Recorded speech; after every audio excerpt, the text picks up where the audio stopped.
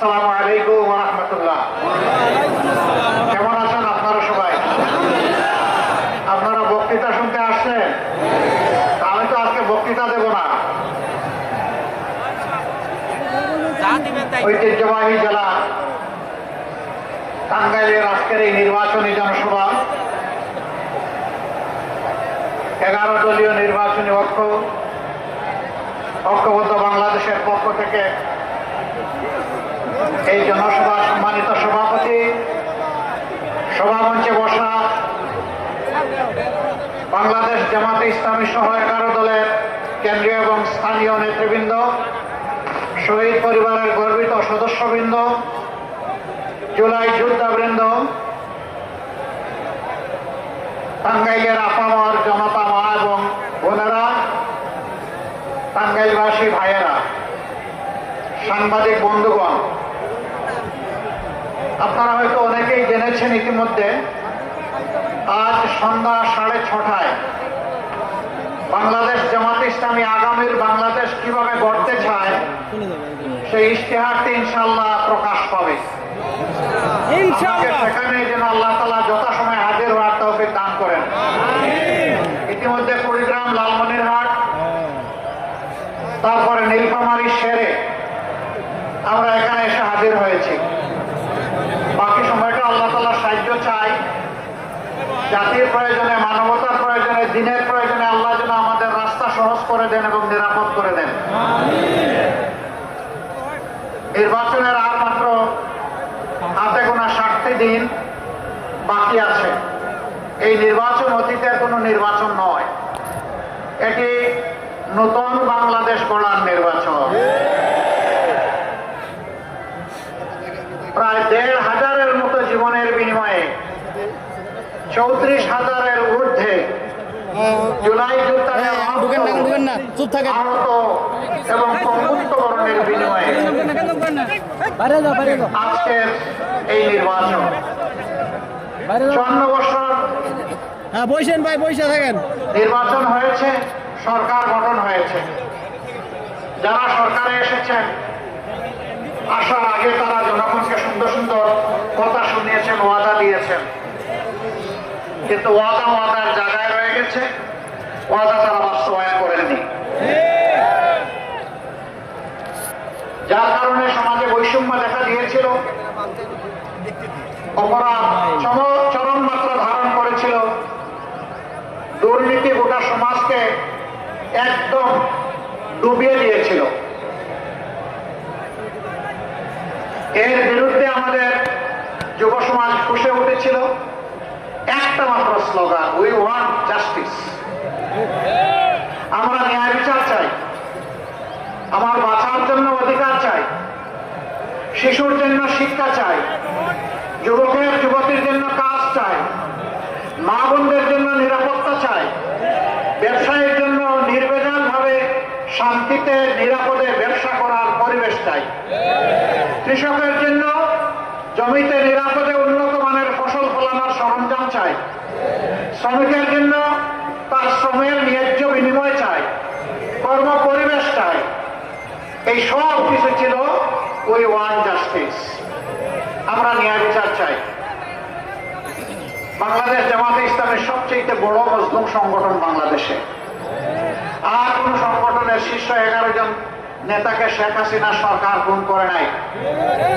আর কোন সংগঠনের নিবন্ধন কেড়ে নেয় নাই। আর কোন সংগঠনের প্রতীক কেড়ে নেয় নাই। আর কোন সংগঠনের সমস্ত অফিসগুলো তালাবদ্ধ করে রাখে নাই। আর কোন সংগঠনের নেতৃবৃন্দের বাড়িঘর বুলডোজার দিয়ে ভেঙে দেওয়া হয় নাই। আর কোন সংগঠনকে শেষ পর্যন্ত নিষিদ্ধ ঘোষণা করা হয় নাই। এটা একমাত্র সংগঠন বাংলাদেশ জামাতে ইসলামী। তবে আমরা বিশ্বাস করি যারা সরকারের বাইরে বিরোধী দল আমরা ছিলাম সকলেই মজলুম ছিলেন। শুধু বিরোধী দলীয় নেতাকর্মীরা মজলুম ছিলেন না, এদেশের 18 কোটি মানুষ মজলুম ছিল। আলিম ওলামা মজলুম ছিলেন, ছাত্র জনতা মজলুম ছিল, সাংবাদিক বন্ধুরা মজলুম ছিল, সুশীল সমাজের সদস্যরা মজলুম ছিল, ব্যবসায়ীরা মজলুম ছিল, কৃষক শ্রমিক সকলেই মজলুম ছিল। আগস্টের 5 তারিখ যখন আল্লাহ তাআলা সাময়িক মুক্তির ব্যবস্থা করে দিলেন, সেই মজলুম সংগঠন জামাতে ইসলামী উচ্ছ্বাস প্রকাশ করার জন্য মিছিল বের করে নাই, নির্বাচন দাবি করে নাই, কারো কাছ থেকে প্রতিশোধ নেওয়ার ঘোষণা দেয় নাই, হাজার হাজার মামলা বাণিজ্য করে মানুষকে হয়রানি করার সিদ্ধান্ত নেয় নাই, বরঞ্চ আল্লাহ তাআলা শুকরিয়া আদায় করার জন্য সিজদা করেছে যে আল্লাহ তাআলা জগদ্দল পাথর আর ফ্যাসিজমের হাত থেকে বাংলাদেশকে মুক্ত করে দিয়েছেন। আলহামদুলিল্লাহ। আমরা সে রাতেই ঘোষণা করেছিলাম কারো উপর থেকে আমরা প্রতিশোধ নেব না। এই জাতির সাক্ষী 18 কোটি মানুষ সাক্ষী, একটা মানুষের উপর থেকে আমরা প্রতিশোধ নেই নাই। আমরা বলেছিলাম আমাদের কর্মীরা, সহকর্মীরা আর্থিকভাবে দারুণ ক্ষতিগ্রস্ত হয়েছে, কিন্তু তাই বলে হারাম পথ আমাদের কর্মীদের উপার্জনের রাস্তা নয়, আমরা চাঁদাবাজি করব না। বাংলাদেশের 18 কোটি মানুষ চাঁদাবাজি আমরা করি নাই। আমরা বলেছিলাম যারা আমাদেরকে মামলা দিয়ে দফায় দফায় জেলে নিয়েছে, কষ্ট দিয়েছে, রিমান্ডে নিয়ে আমাদের উপর নির্যাতন করেছে, আমাদের কাছ থেকে অবৈধভাবে টাকা আদায় করেছে, আমরা তাদের বিরুদ্ধে হাজার হাজার লক্ষ লক্ষ মামলা দেব না।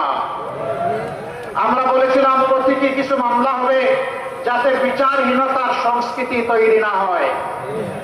আমরা বলেছিলাম আমাদের কর্মীদেরকে যারা মজলুম সাবধান, মামলা দিতে গিয়ে একজন নিরপরাধ মানুষকে মামলার আসামি করা যাবে না। আমরা জাতির সাথে কথা রেখেছি, আপনারা শুনে অবাক হবেন, 8টি মামলা, আমাদের সর্বমোট মামলার সংখ্যাই 750। এর মাঝে 8টি মামলা আছে, আসামি মাত্র একজন। আমরা দ্বিতীয়জন খুঁজে পাই নাই, দ্বিতীয়জনের নাম আমরা লিখি নাই। শুধু তাই না, 5 তারিখের পর 6 তারিখ বাংলাদেশে আমাদের সামনে এখন যে ভাইয়েরা দেশের আইন শৃঙ্খলা পরিস্থিতিকে সামাল দিচ্ছেন, সঙ্গত কারণেই সেদিন তারা ছিলেন না। 5, 6, 7, 8 এই 4 দিন ছিলেন না।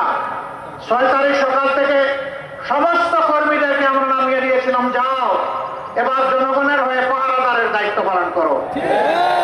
সবগুলা উপাসনালয়, সকল ধর্মের মসজিদ সহ ভালনারেবল হাউসেস, ঝুঁকিপূর্ণ বাড়িগুলো, ব্যবসা প্রতিষ্ঠানগুলো, মানুষগুলো, যেই সাহিত্য চাইবে তাকেই পাহারা বসাও, তারই পাহারা দাও। রোদে শুকিয়ে বৃষ্টিতে ভিজে রাউন্ড দ্য ক্লক 24 ঘন্টা আমাদের কর্মীরা সেই দায়িত্ব পালন করেছে। এরপরে শহীদ পরিবারের পাশে দাঁড়ানোর চেষ্টা করেছে, আহত পঙ্গুদের পাশে দাঁড়িয়েছে, বন্যা এসেছে, ঝাঁপায় পড়েছে। আমরা সিজনাল পলিটিশিয়ান না, আমরা বসন্তের কুকিল না, যে যখন নির্বাচন আসবে তখন এসে নতুন রং ধারণ করে সুন্দর সুন্দর কথা নিয়ে আমরা হাজির হব না। আমরা তাই না। আপনারা সাক্ষী, 15.5 বছর আমাদের উপরে এত জুলুম হওয়ার পরেও আমরা একদিনের জন্য জনগণকে ছেড়ে কোথাও আমরা যাইনি। এই মাটি কামড় দিয়ে আমরা ছিলাম, আল্লাহ আমাদেরকে এখানে রেখেছিলেন। দফায় দফায় জেলে গিয়েছি, ঘর বাড়ি ছাড়া হয়েছি, অফিসে ঢুকতে পারি নাই, কিন্তু বাংলাদেশে ছিলাম। আলহামদুলিল্লাহ, এখনো আল্লাহ রেখেছেন। ইনশাআল্লাহ ভবিষ্যতে সুদিন দুর্দিন কি আসবে আল্লাহ ভালো জানেন। কথা দিচ্ছি, বাংলাদেশ ছেড়ে কোথাও যাব না ইনশাআল্লাহ। আছি, থাকবো, আপনাদের সুখেও থাকবো, ইনশাআল্লাহ দুঃখেও থাকবো। আমরা এখন একটি মানবিক বাংলাদেশ গড়ার স্বপ্ন দেখছি। এই স্বপ্ন কার? এটা আমার না, এটা জুলাই আন্দোলনের যোদ্ধাদের। তারা যে দেশটা দেখতে চেয়েছিল, আমরা সেই দেশটা গড়ার জন্য শপথ নিয়েছি। আপনারা আমাদের সাথে ইনশাল্লাহ থাকবেন, থাকবেন ইনশাল্লাহ। আলহামদুলিল্লাহ। তাইলে 12 তারিখের টার্নিং পয়েন্টে জাতির বাক বদলে দেওয়ার জায়গায় ঐতিহাসিক দায়িত্ব আমাদেরকে পালন করতে হবে ইনশাআল্লাহ। জুলাই যুবকেরা, তোমাদের কি শক্তি নিঃশেষ হয়ে গিয়েছে? এখনো সজাগ আছো?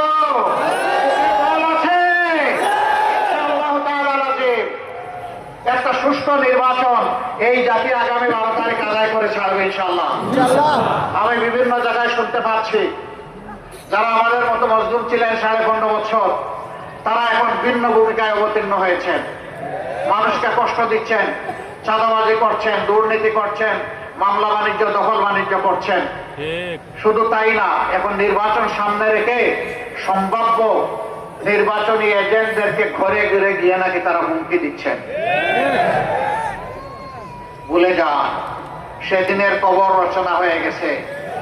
আমার ভোট আমি দিব, তোমারটাও আমি দিব, এই দিন এখন আর নাই।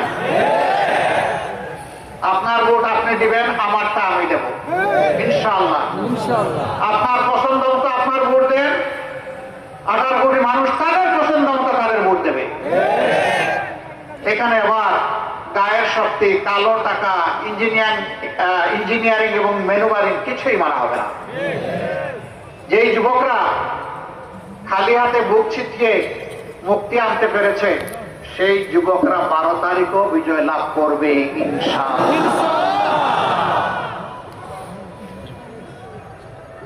আমাদের দুটো বুক, যুবকরা, যুব সমাজ, তোমরা আমাদের কাছে সেদিন মিছিল করে কারো কাছে তোমরা বলনি আমাদেরকে আগামীতে বেকার ভাতা দিতে হবে। কোন যুবক বলেছিল? আমরা আমাদের যুবকরা কারো বেকার ভাতা চায় না। এই যুবকরা অধিকারের জন্য, কাজের অধিকারের জন্য লড়াই করেছিল। আমরা কথা দিচ্ছি, তোমাদের হাতকে শিক্ষার প্রশিক্ষণ দিয়ে ভরে দেবো ইনশাআল্লাহ। তারপরে তোমাদের মজবুত হাতে কাজগুলা তুলে দেবো ইনশাআল্লাহ।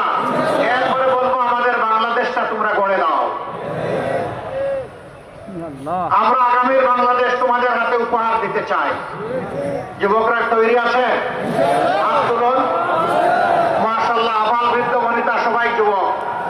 ইয়েস, তাইলে আমিও যুবক, আমিও যুবক ইনশাআল্লাহ। যৌবনের প্রত্যাশার বাংলাদেশ, আগামী 15 তারিখ আমরা নতুন সূর্য পাবো ইনশাআল্লাহ।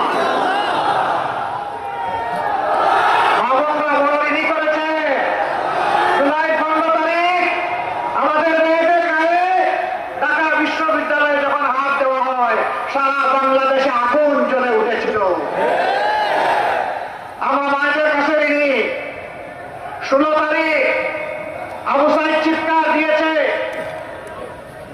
উত্তরবঙ্গে দাঁড়িয়ে আমার অধিকার আমাকে দে, না হয় আমাকে একটা গুলি দে। সে বলেছিল বুকের ভিতরে তুমুল ঝড়, বুক পেতেছি গুলি কর। জাতির জন্য বুকে গুলি লুফে নিয়েছে, পিঠে নেয় নাই, কারণ সে বীর সন্তান। বন্ধুগণ, সেদিন অনেকে বাধ্য হয়ে স্বৈর শাসকের হুকুম পালন করতে তার বাধ্য হয়েছিলেন। আমরা জাতিকে নিয়ে পিছনে যেতে চাই না, আমরা জাতিকে নিয়ে সামনে যেতে চাই। আমরা এমন একটি বাংলাদেশ চাই যে বাংলাদেশে শিশুটি উপযুক্ত শিক্ষা পাবে, উপযুক্ত নাগরিক হিসেবে সুস্থ হয়ে বড় হওয়ার জন্য স্বাস্থ্য সেবা পাবে, নিরাপদ রাস্তা পাবে, নিরাপদ শিক্ষা প্রতিষ্ঠান পাবে। এরপরে যখন বড় হবে হাতের মধ্যে কাজ পাবে, এরপরে যখন আরো বড় হবে দেশটাকে গড়ে দেবে। আমরা সেই বাংলাদেশটা চাই, যে বাংলাদেশে আমার মা, আমার বোন, আমার মেয়ের শতভাগ নিরাপত্তা এবং মর্যাদা নিশ্চিত হবে ইনশাআল্লাহ। এটা গড়ে, রাস্তায়, কর্মস্থলে, যেখানেই হোক, সব জায়গায় একই হবে। আমরা সেই বাংলাদেশ চাই যে বাংলাদেশে মানুষ তার যোগ্যতা এবং তার অবদান অনুযায়ী মূল্যায়িত হবে। ফর এক্সাম্পল, আজকের এই জনসভায় যারা আমাদেরকে নিরাপত্তা দিচ্ছেন, তাদের জীবন আর সাধারণ একটা দপ্তরে, অফিসে যিনি চাকরি করেন তার জীবন এক নয়। সেনাবাহিনী এবং আধা সামরিক বাহিনীতে যারা সদস্য হিসেবে নাম অন্তর্ভুক্ত করেন, প্রথম দিনই তারা নিয়ত করেন, আল্লাহর নামে শপথ করেন যে আমার দেশের প্রতি ইঞ্চি মাটি হেফাজত করার জন্য জীবন দিব, কিন্তু মাটি কাউকে দেব না। তাদের জীবন আর আমার জীবন এক নয়। র্যাব, পুলিশ, এরকম যারা আছেন শৃঙ্খলা বাহিনীতে, তাদের রাত নেই, দিন নেই, কখন কোথা থেকে কোন ডাক আসে তার কোনো ঠিকানা নেই। তার বেতন আর আমার বেতন এক হওয়া উচিত নয়। সবাইকে সমান দেওয়ার নাম ন্যায় বিচার নয়। যার যেটা ন্যায্য পাওনা তাকে সেটাই দিতে হবে, এর নাম ন্যায় বিচার। আমি আমার রাষ্ট্রের কর্মকর্তা কর্মচারীদেরকে সম্মানের সাথে বাঁচার, জীবন ধারণ করার ব্যবস্থা করে দেব না, আর সে অপরাধ করলে তাকে শাস্তির আওতায় আনবো, সরকারের কোনো অধিকার নেই। আগে তাকে তার অধিকার দিতে হবে।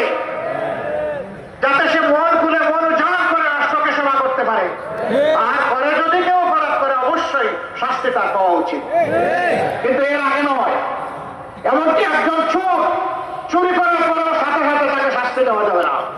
আগে দেখতে হবে পেটের ভিতরে আগুন জ্বলছে কিনা।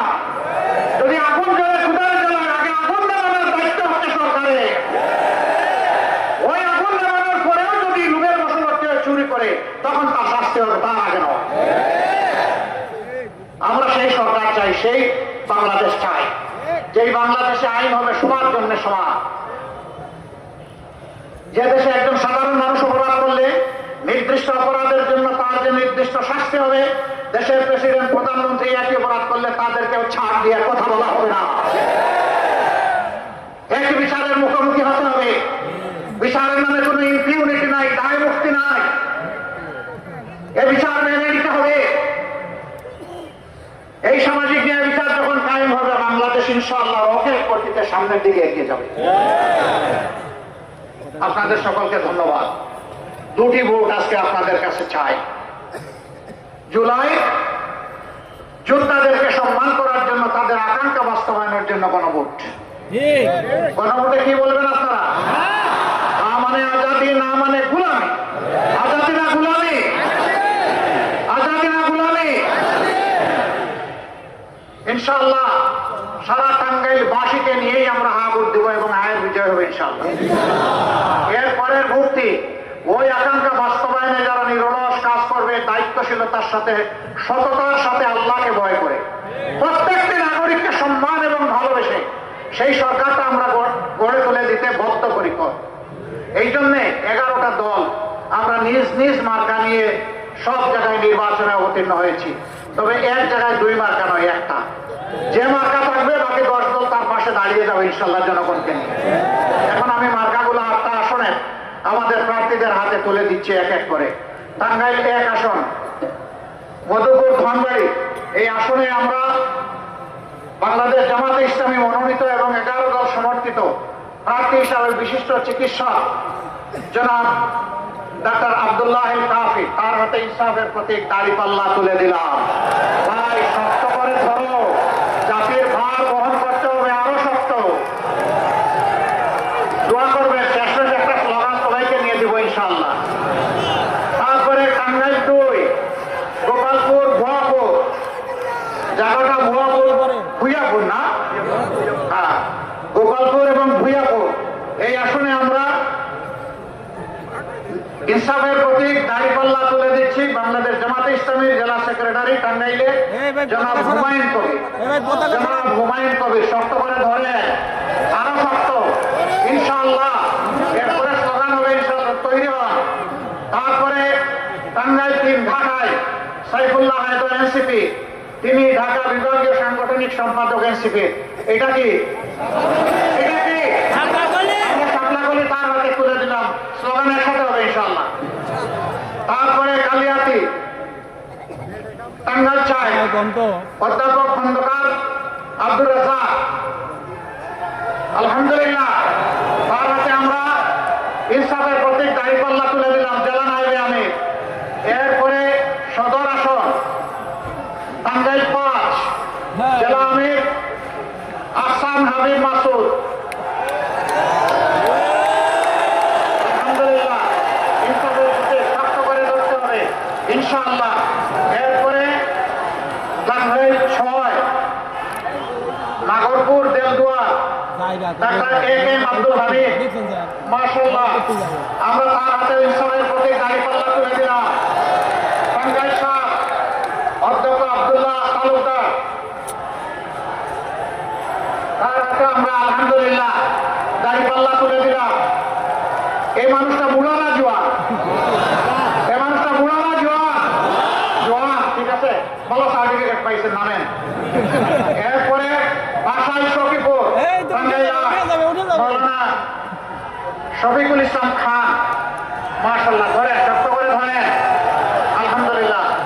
ভাই মার্কা আছে? কোনসে মার্কা? সুরে সুরে সাপলাকলি, আরে সাপলাকলি, এটাও বলতে হবে ইনশাআল্লাহ। 12 তারিখ সারাদিন সকাল সন্ধ্যা বিজয় হবে, বিজয় বাংলা ইনশাআল্লাহ, মাশাআল্লাহ। আসুন আল্লাহর নামে স্লোগান দিয়ে